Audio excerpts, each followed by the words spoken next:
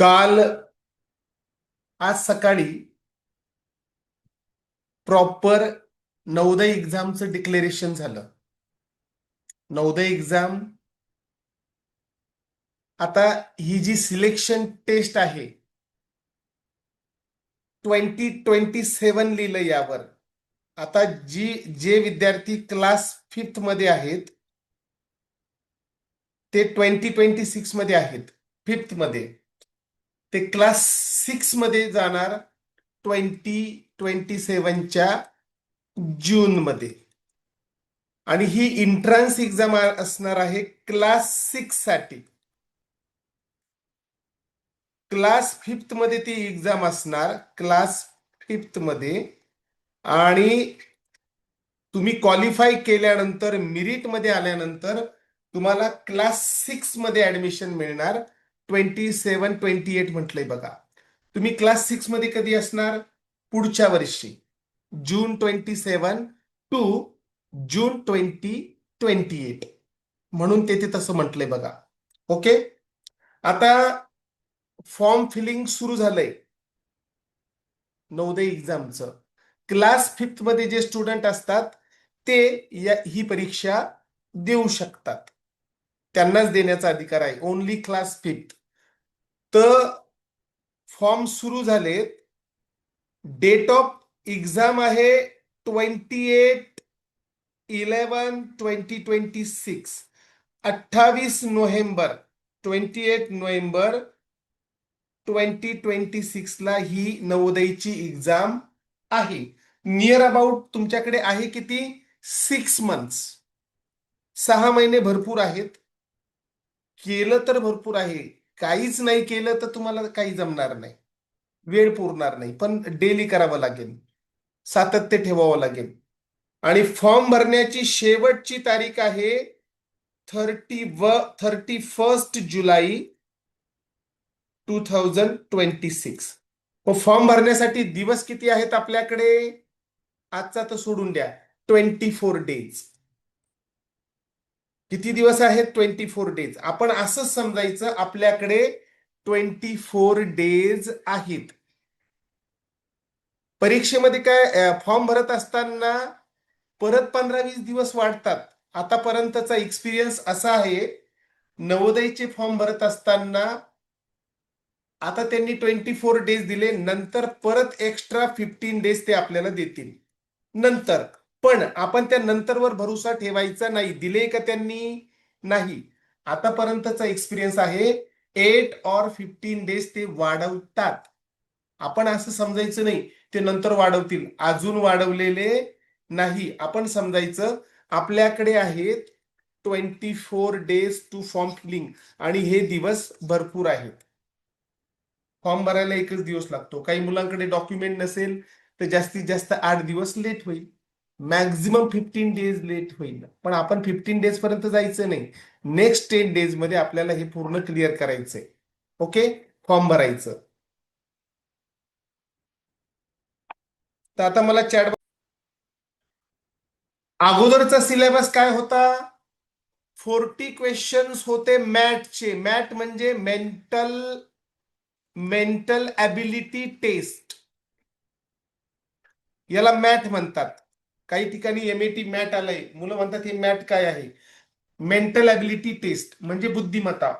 याला 40 प्रश्न होते आणि प्रत्येक प्रश्नाला 1.25 मार्क म्हणजे 50 मार्क्स होते. कधी? अगोदर. आता काय केलंय माहितीये? मेंटल ॲबिलिटी टेस्ट आणि इन्व्हायरमेंटल स्टडीज नावाचा एक कंबाइंड सब्जेक्ट त्यांनी तयार केला. अगोदर 40 क्वेश्चन्स होते मेंटल ॲबिलिटीला म्हणजे मॅथला, पण आता काय केलं त्यांनी? मॅथला ठेवले 20 क्वेश्चन्स. मॅथला 20 क्वेश्चन्स आणि EVS ला 20 क्वेश्चन्स, दोघे मिळून झाले 40 क्वेश्चन्स. अगोदर ओनली 3 सब्जेक्ट्स, अगोदर फक्त 3 विषय होते. आता नवोदयला झाले 4 विषय, 4 सब्जेक्ट्स. आणि 4th सब्जेक्ट कोणता नवीन ऍड झाला मेंटल ॲबिलिटी बरोबर? EVS, environmental science. किती क्वेश्चन्स असणार इन्व्हायरमेंटल सायन्सचे? 20. एका प्रश्नाला मार्क किती असेल? 1.25. म्हणजे 25 मार्क्ससाठी असणार EVS. समजलं? बाकी सगळं सेम आहे. लँग्वेज टेस्ट मध्ये पॅसेज आहेत. अरिथमॅटिक टेस्ट म्हणजे मॅथमॅटिक्स, अंकगणित आपण जे शिकतोय प्रॉपर वेने आहे, त्याचा काही प्रॉब्लेम नाही. मेंटल ॲबिलिटी मध्ये अगोदर 10 चॅप्टर्स होते. किती चॅप्टर होते? 10 चॅप्टर. आणि एका चॅप्टरला 4 मार्क. आता काय केलं? ओनली 5 चॅप्टर्स त्यांनी घेतलेले आहेत. किती? मेंटल ॲबिलिटी मध्ये 5 चॅप्टर घेतले आणि उरलेला जो सिलेबस आहे तो 20 क्वेश्चन्सचा, तो आहे इन्व्हायरमेंटल स्टडीजचा. बाकी सगळं सेम आहे. आता या जे काही मी सांगितलं तिथपर्यंत समजलं का मला सांगा चॅट बॉक्समध्ये. आता सगळ्यांना प्रश्न पडला असेल, EVS मध्ये काय असतं? Natural environment. EVS मध्ये 4-5 मेन कॉन्टेंट्स आहेत, ते आपल्याला समजून घ्यायचे. नॅचरल इन्व्हायरमेंट मध्ये काय काय असतं? आपल्या आजूबाजूला असलेलं nature, living non living things. बघा तुम्ही म्हणाल सर हे सायन्स आलंय. लिव्हिंग नॉन लिव्हिंग थिंग्स, यामध्ये सायन्स, हिस्ट्री, जिओग्राफी सगळे सब्जेक्ट असतात. त्यानंतर अर्थ, प्लॅनेट. तुम्ही म्हणाल हे खूप वाढलंय आणि करावं लागेल. मजा येईल अभ्यास करायला, आता खूप मजा येणार. इंटरेस्टिंग सब्जेक्ट आहे. अर्थ, प्लॅनेट, वॉटर, लँड, फॉरेस्ट, हे सगळं नॅचरल इन्व्हायरमेंट मध्ये येते. आणि हे कशात इन्क्लूड असतंय? EVS मध्ये. EVS मध्ये काय काय बघा बघा अजून. Social and cultural environment.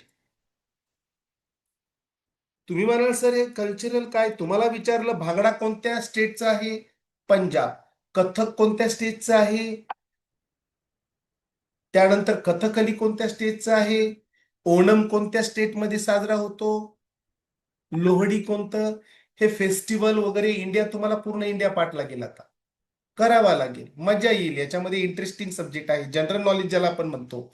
Social and cultural environment.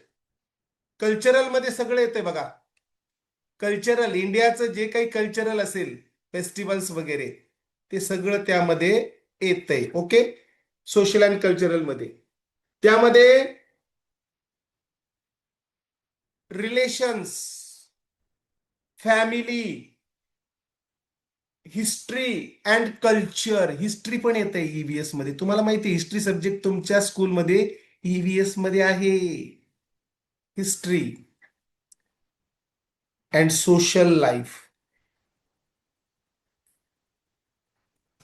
त्यानंतर आपण जे फूड वगैरे खातोय ते EVS मध्ये काय काय येतं बघा. Human life and health.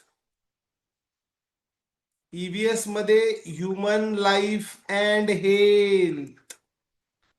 आता ह्युमन लाईफ अँड हेल्थ म्हटल्यानंतर तुम्हाला कळलं पाहिजे रिस्पायरेशन कसं होतंय. ह्युमन लाईफ हेल्थ म्हटल्यानंतर रेड ब्लड सेल कशाला म्हणतात, व्हाईट ब्लड सेल कशाला म्हणतात, या बेसिक गोष्टी ह्युमन लाईफ आणि हेल्थशी रिलेटेड आहेत. Water purification, science and technology. बघा विषय किती आहेत, केलं त्यांनी, पण आता अभ्यास वाढला आपला. Science and technology. AI AI AI शी रिलेटेड तुम्हाला गोष्टी येतील. आता नवीन काय काय चालू आहे. रोबोट, AI, सायन्स अँड टेक्नॉलॉजीचे questions. Environmental protection. Environmental protection मध्ये काय येतंय? इन्व्हायरमेंटल प्रोटेक्शन मध्ये वेगवेगळे प्रश्न असतात, जसे की CO2 किंवा CO, कार्बन मोनॉक्साईड. आपली जी कार असते, मोटरसायकल्स असतात, त्यामधून जो फ्यूम बाहेर निघतो कार्बन मोनॉक्साईड, सीओ म्हणजे कार्बन मोनॉक्साईड, CO2 म्हणजे कार्बन डायऑक्साईड. तुमच्या फ्रीजमध्ये कोणता गॅस असतो? क्लोरोफ्लोरोकार्बन. असे प्रश्नांचा सराव आपल्याला लागेल. ताजमहल कोणी बांधलं, कोणासाठी बांधलं, लाल किल्ला, हे सगळं आता असणार आहे. याला म्हणायचं इन्व्हायरमेंटल सायन्स. नवोदय विद्यालय 1986 मध्ये सुरू झाले. याचा उद्देश होता सगळ्यांना क्वालिटी एज्युकेशन मिळावं. सगळ्यांना म्हणजे कोणाला? Brilliant students. मग तो ब्रिलियंट स्टुडंट कोणत्याही बॅकग्राऊंडचा असेल. आता ब्रिलियंट काय आपोआप होतोय का? होतकुरू काम करणारा, अभ्यास करणारा सेन्सियर स्टुडंटला एक प्रॉपर प्लॅटफॉर्म मिळावा. मग तो रुरल एरियाजला असेल, सिटी एरिया मधला असेल, कुठलाही विद्यार्थी असू द्या, त्याला प्रॉपर प्लॅटफॉर्म भेटावा, त्याला दर्जेदार क्वालिटी एज्युकेशन मिळावं, म्हणून JNV सुरू केली, जवाहर नवोदय विद्यालय. आता या ठिकाणी सगळ्या फॅसिलिटीज आहे, मॉडर्न एज्युकेशन मिळतंय. जे जे मुलं प्रचंड पैसा लावून सुद्धा जे शिक्षण भेटत नाही, ते शिक्षण तुम्हाला या ठिकाणी नवोदय विद्यालयामध्ये मिळतं, क्वालिटी एज्युकेशन. आणि 100% फ्री असते. ते असते CBSEचं स्कूल. मग सगळ्या बॅकग्राऊंडची विद्यार्थी असेल, समाजामधली, सोशल. पण एखादा गरीब मुलगा आहे, ज्याची परिस्थिती, आर्थिक परिस्थिती मोठ्या शाळेत टाकण्याची नाही, एखादं एक्झाम्पल देतोय, त्याला पण येथे संधी मिळते. आणि एखादा श्रीमंत आहे आणि हुशार पण आहे, कॅपॅसिटी आहे फायनान्शियल, पण तोही नवोदयची परीक्षा देतोय. सगळ्यांना समान संधी आहे या ठिकाणी. याबद्दल जास्त बोललेलं नको, हे माहिती आहे सगळ्यांना. नवोदयचा फॉर्म आपण जो भरतो, simplified through online process, online form असतो तो. समजलं सगळ्यांना? ऑफलाईन नसतो, ऑनलाईन भरायचा असतो. Registration can be done free of cost through the admission portal NVS. ही साईट आहे बघा त्यांची, नवोदया गव्हर्नमेंट.in. या साईटवर तुम्हाला फ्री ऑफ कॉस्ट, याला पैसे लागत नाही फॉर्म भरण्यासाठी. या साईटवर तुम्ही फॉर्म भरायचा आहे.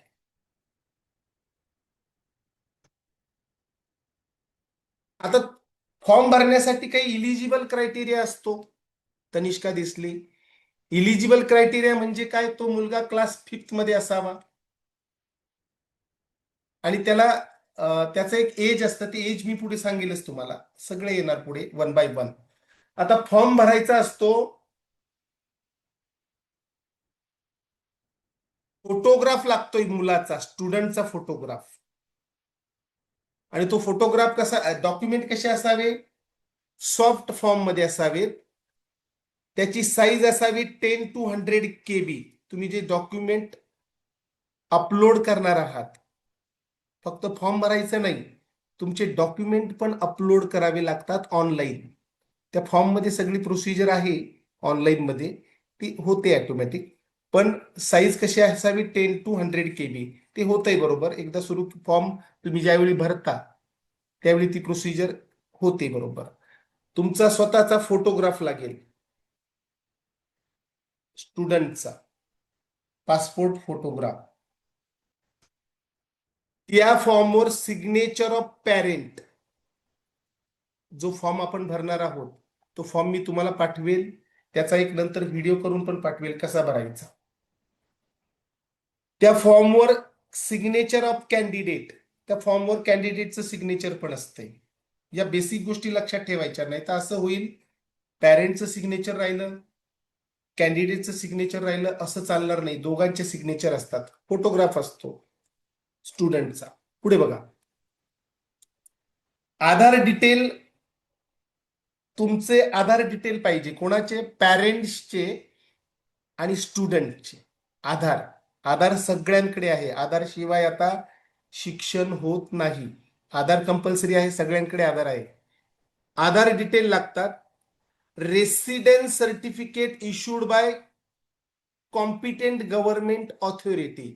जर आधार डिटेल नसेल एखाद्याकडे, तो फॉर्म भरताना रेसिडेंट सर्टिफिकेट, रेसिडेन्स रहिवासी प्रमाणपत्र कोणी ते इश्यू केलेलं पाहिजे? कॉम्पिटेंट गव्हर्नमेंट अथॉरिटी, सक्षम अधिकारी असतो, त्या सक्षम अधिकाऱ्याने दिलेलं रेसिडेंट तुम्हाला रहिवासी प्रमाणपत्र लागेल. आधार नसेल तर. लक्षात आलंय तुमच्या? बरं. बेसिक, आता त्या फॉर्म मध्ये काय काय भरावं लागतं, या बेसिक गोष्टी आहे, सांगावं लागेल. स्टेट असतं, तुम्ही कोणत्या राज्यात राहता. डिस्ट्रिक्ट, ब्लॉक, ब्लॉक म्हणजे तालुका, तुम्ही ज्या तालुक्यामध्ये राहतात, तुम्ही ज्या तालुक्यामध्ये राहतात त्याला ब्लॉक म्हणतात. बेसिक डिटेल कोणकोणते लक्षात ठेवा.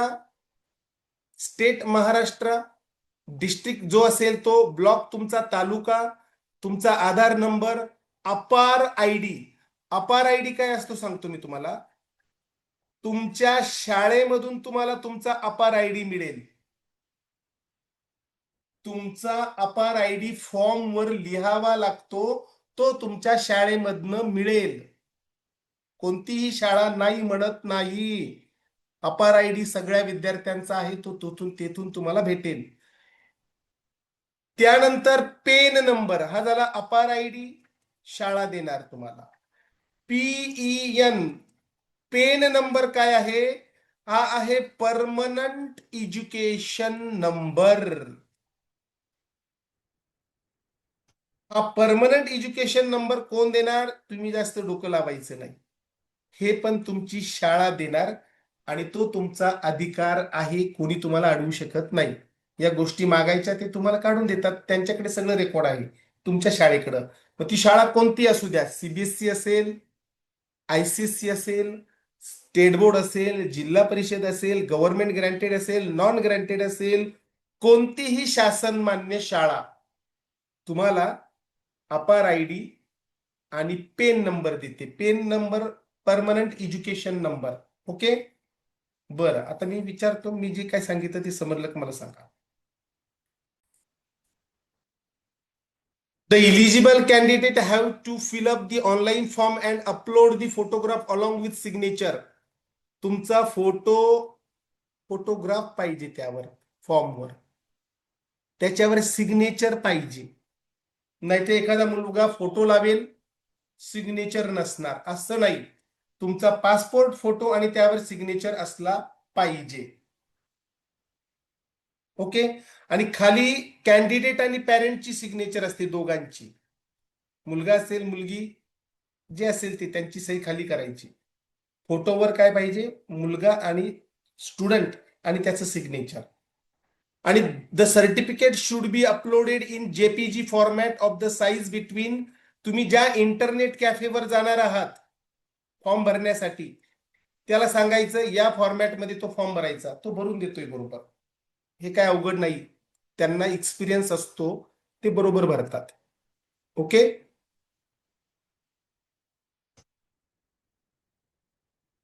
ऑनलाईन प्लॅटफॉर्म कसा असतो? Open source and free of cost. तेथे तुम्हाला एकही रुपया लागत नाही ऑनलाईन फॉर्म भरायला. आता काही म्हणेल सर, इंटरनेट कॅफेवाला जो आहे, जी इन्स्टिट्यूट फॉर्म भरते, बाहेरची एखादी प्रायव्हेट, आता ते तुमच्याकडून थोडेफार पैसे फॉर्म भरायचे घेतील, ते वेगळे, पण शासन, गव्हर्नमेंट तुमच्याकडून एकही रुपया घेणार नाही. आता हा फॉर्म तुम्ही कोठेही भरू शकता, डेस्कटॉप, लॅपटॉप, मोबाईल, टॅबलेट. तुम्हाला खरंच प्रॉपर भरता येत असेल तर भरा घरी, नसल जमेल तर बाहेर जायचं, जेथे जे लोक ट्रेंड असतात त्यांच्याकडनं फॉर्म भरायचा. आता त्या ठिकाणी फॉर्म भरत असताना काय करायचं बघा.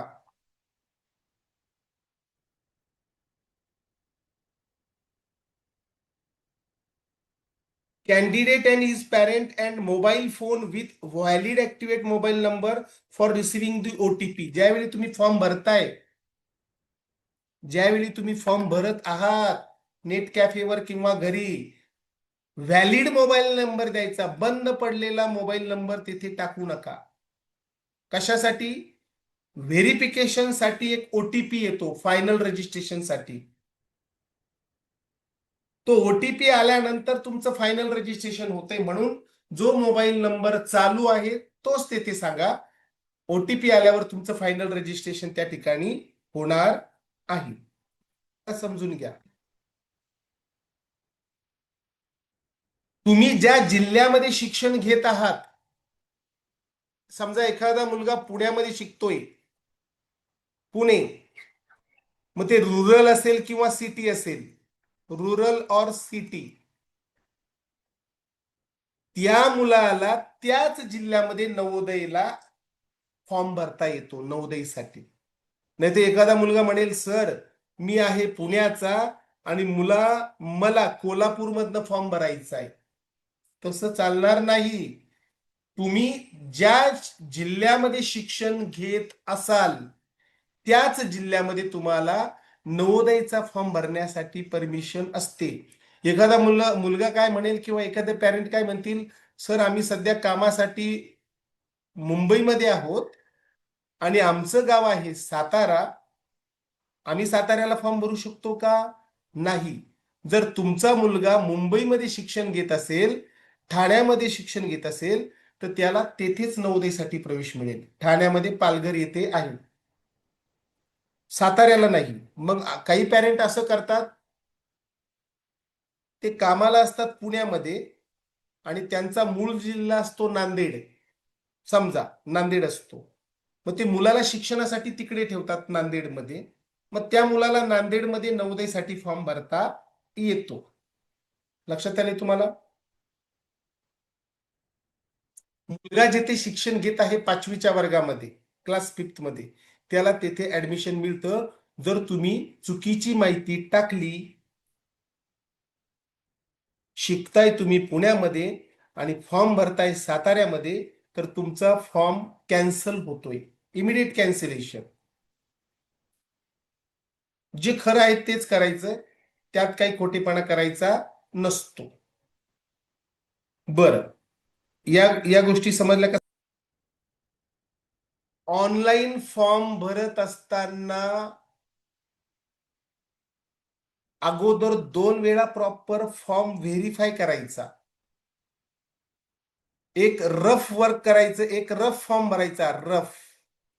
रफ फॉर्म भरल्यानंतरच फायनल फॉर्म फिलअप करायचा. आणि डॉक्युमेंट, तुमचे जे काही डॉक्युमेंट मागतात ते फॉर्म भरत असताना ते प्रॉपर अपलोड करायचे. चुकीचे डॉक्युमेंट अपलोड करायचे नाही. त्यामुळे गडबड न करता कॉशियसली या गोष्टी करायच्या आहेत.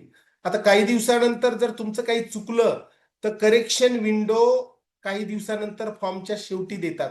करेक्शन विंडो म्हणजे काय?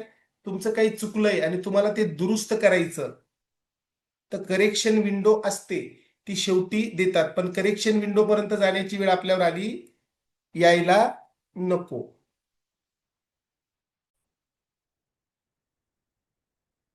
रुरल एरियासाठी, रुरल एरिया म्हणजे ग्रामीण भाग,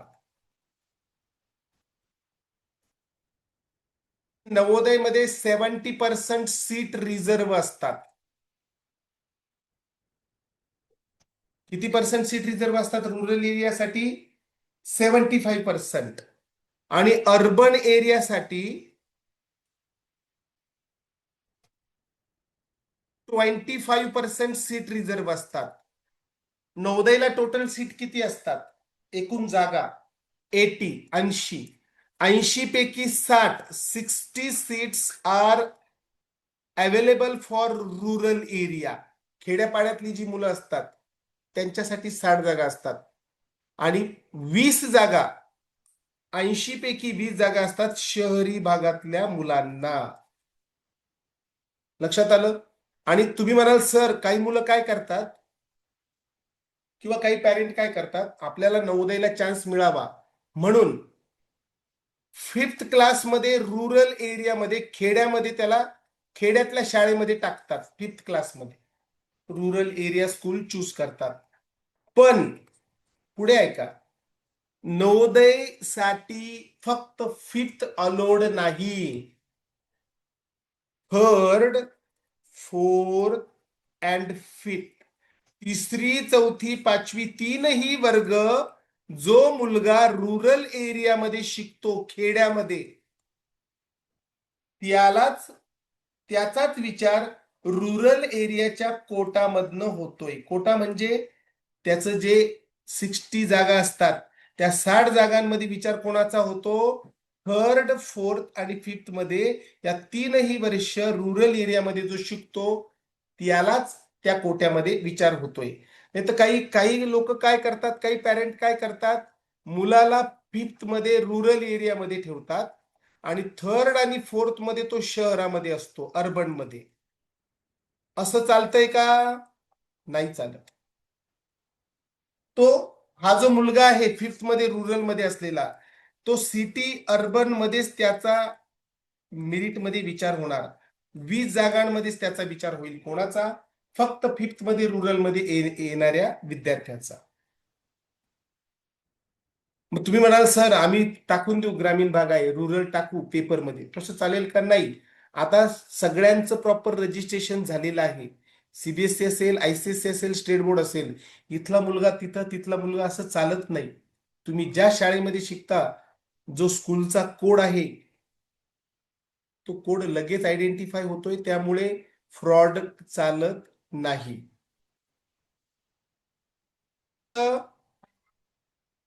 ते अर्बन एरियामध्ये राहतात. राहतात कुठे? अर्बन मध्ये. राहतात कुठे? शहरामध्ये. पण शहरापासून 15 किलोमीटर डिस्टन्सवर शाळा असते त्यांची. सीबीएसईचं स्कूल असतं, आयसीएससीचं असतं किंवा स्टेट बोर्डचं असतं. 15 किलोमीटर. आणि सिटीपासून 15 किलोमीटर दूर गेल्यानंतर रुरल एरिया सुरू होतो. तुमची शाळा जर ग्रामपंचायत मध्ये असेल आणि तुम्ही राहतात अर्बन मध्ये, तर तुमचा विचार रुरल मध्ये होणार, खेड्यामध्ये. तुमची शाळा खेड्यात आहे, राहायला शहरात आहात, पण तुम्ही रुरल मध्ये कॅल्क्युलेट होणार. आणि राहायला तुम्ही खेड्यामध्ये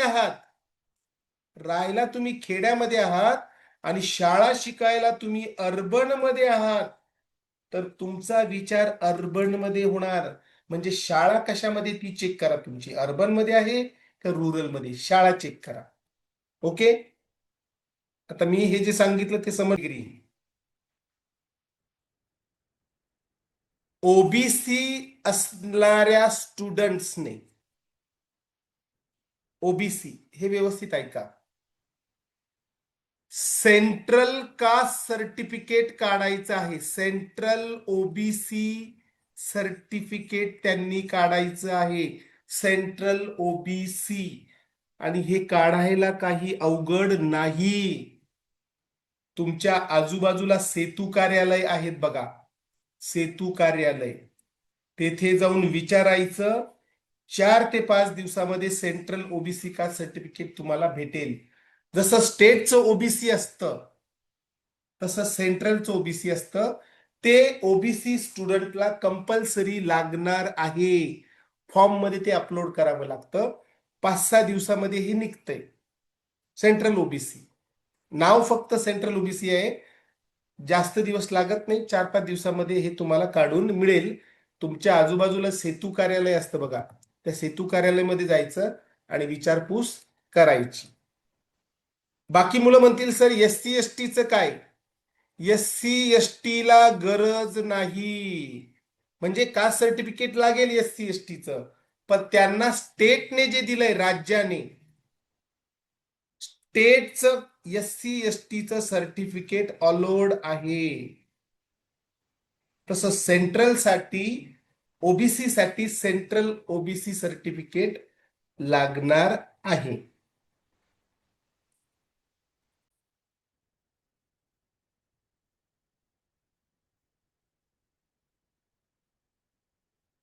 विद्यालयासाठी त्याच जिल्ह्याचा मुलगा असावा आणि त्याच जिल्ह्यात शिकणारा पाहिजे.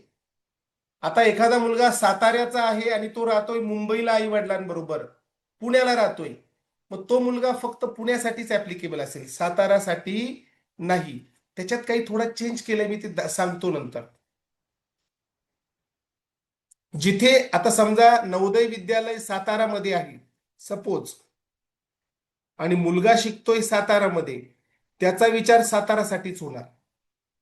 ज्या नवोदय विद्यालयाचा एरिया आहे लोकेटेड डिस्ट्रिक्ट, तिथेच विचार होणार. पुढे बघा, मुलगा 5वीच्या वर्गात असावा, तो रिपीटेड नसावा. रिपीटेड म्हणजे एखादा मुलगा 5वीला डबल बसलाय, तसं चालणार नाही. तो 5वीच्या वर्गातलाच पाहिजे, 5th क्लास स्टुडंट ओनली. अजून एक थोडासा चेंजेस झाले बघा. The school where the candidate is studying must be situated within maximum radial distance of 10 km from candidate's actual place of residence. काय म्हटलंय? एखादा मुलगा दुसऱ्या जिल्ह्यात राहतोय, the school where the candidate is studying must be situated within a maximum radial distance of 10 km from the candidate's actual place of residence.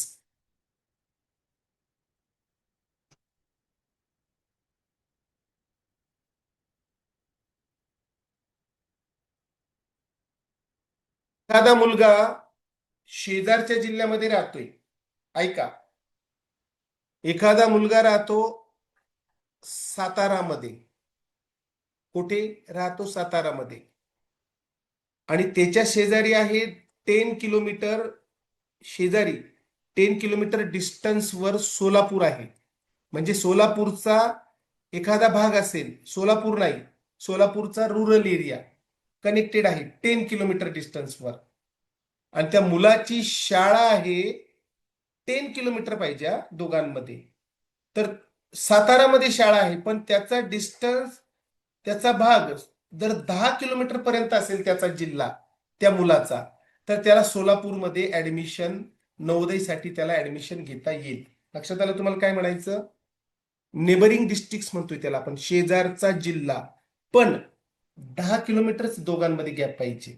आता समजा साताराची boundary आणि सोलापूरची बाउंड्री दोघांमध्ये फक्त 10 किलोमीटर असेल, तर या 10 किलोमीटर मध्ये राहणारा मुलगा पाहिजे, आणि त्याची शाळा सातारामध्ये असेल आणि तो राहतोय सोलापूरमध्ये, मग त्याला सोलापूरमध्ये ऍडमिशन घेता येईल, पण डिस्टन्स किती पाहिजे? 10 किलोमीटर.